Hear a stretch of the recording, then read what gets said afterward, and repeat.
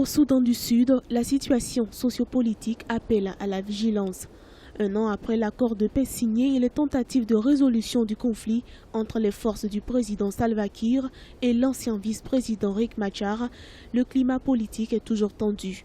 Envoyé spécial des Nations Unies pour se prononcer sur l'évolution des rapports entre les dirigeants, Adam Addian a annoncé qu'il craignait un génocide dans le pays. Le Sud-Soudan était entré dans une crise sans précédent 2 ans après son accession à l'indépendance en 2011.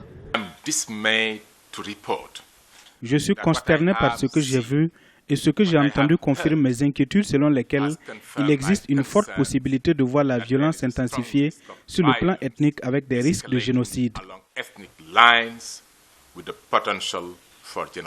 En juillet 2016, Riek Machar avait exigé la mise en place de forces d'intercession, condition de sa réintégration dans le gouvernement de Salva Kiir après la reprise des violences en 2015. Chose refusée par le gouvernement. Pour l'envoyé spécial des Nations Unies, le schéma de la crise au Sud-Soudan ne laisse rien présager de rassurant. Pour preuve, l'accord de paix signé à Juba depuis le 26 août 2015 peine à être mis en œuvre et à concilier les parties. Les échanges avec tous les acteurs ont confirmé que ce qui a commencé comme un conflit politique s'est transformé en ce qui pourrait devenir une guerre purement ethnique. Avec l'arrêt de la mise en œuvre de l'accord de paix, la crise humanitaire actuelle, la prolifération des armes, tous les ingrédients sont là pour une dangereuse escalade de la violence.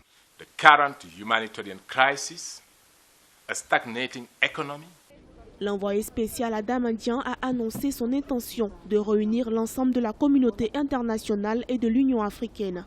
Ceci pourrait éviter selon lui un éventuel génocide. Rappelons que le conflit du Sud-Soudan a ôté la vie à des milliers de personnes et déplacé près de 2,5 millions d'autres. Plus de 6,1 millions nécessiteraient de l'aide selon les organismes humanitaires.